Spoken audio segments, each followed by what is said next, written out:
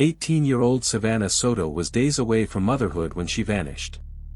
Hours later, she and her boyfriend, Matthew Guerra, were found shot execution-style in their car. No robbery. No struggle.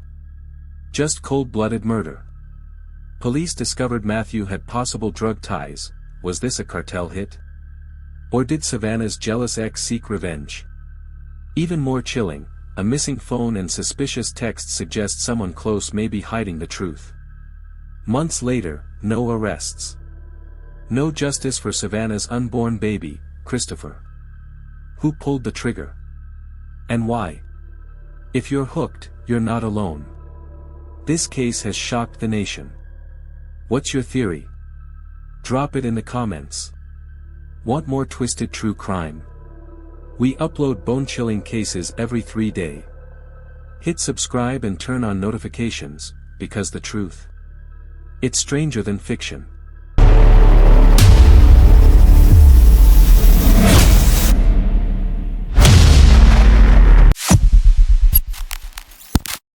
Savannah Soto wasn't just another statistic, she was an 18-year-old expectant mother, her baby due in just days.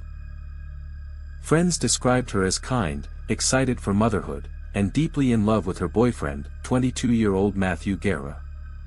But on December 21, 2023, their lives would end in a chilling, unsolved execution. The couple was last seen alive at a San Antonio shopping center, where surveillance footage showed them behaving normally, no signs of distress. Savannah had a scheduled prenatal appointment the next morning, a visit she never missed. When she didn't show up, her family knew something was terribly wrong. Matthew's sister raised the first alarm after receiving strange, out-of-character texts from his phone, messages that later proved someone else had possession of the device. For 48 agonizing hours, families searched before the devastating discovery, their bodies found in Matthew's parked Kia Optima, each with a single gunshot wound to the head. The crime scene showed no struggle. This was a calculated, execution-style killing. Most haunting.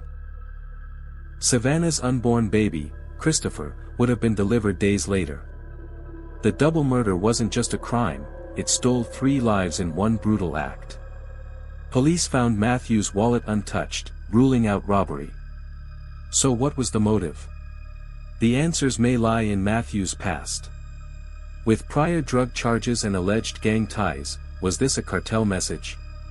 Or did Savannah's complicated family relationships play a role? One thing's certain, someone wanted this couple silenced forever. The crime scene told a story of pure horror.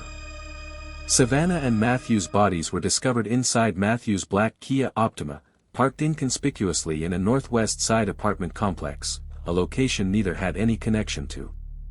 Police arriving on scene noted something immediately disturbing. Both victims had been shot once in the head at close range, execution style, with no signs of struggle inside the vehicle. Forensic analysis revealed chilling details. The killer had positioned the couple carefully.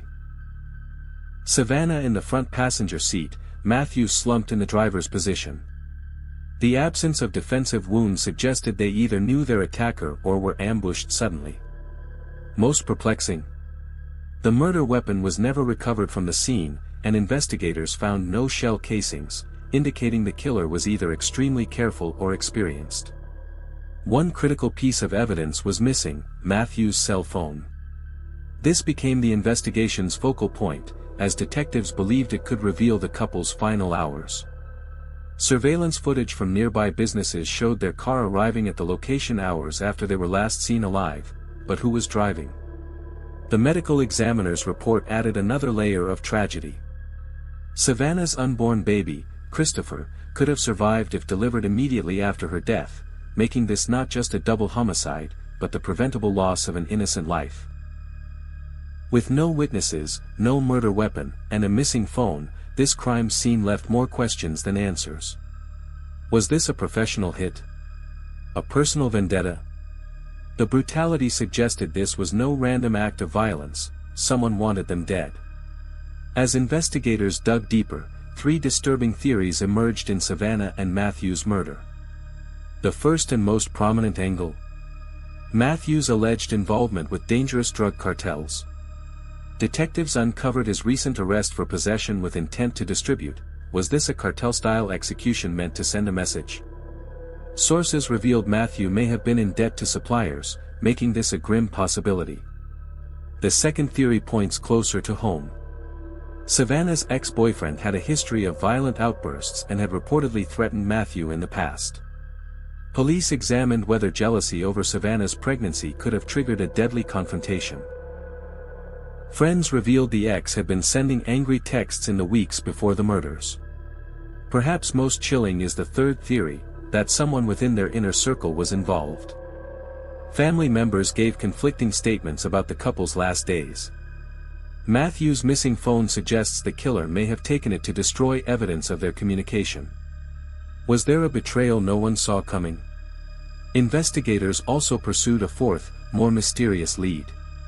Surveillance footage showed a shadowy figure near the crime scene around the estimated time of death.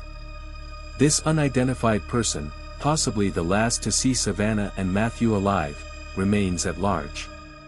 With no clear forensic evidence pointing to any single suspect, each theory remains plausible. The terrifying truth. Whoever committed this calculated double murder is still walking free, and may never face justice unless new evidence emerges. The San Antonio Police Department's investigation took a dramatic turn when cell tower data revealed a shocking pattern. Matthew's phone, missing from the crime scene, had pinged at multiple locations after the estimated time of death, proof someone was deliberately moving with the device to create confusion.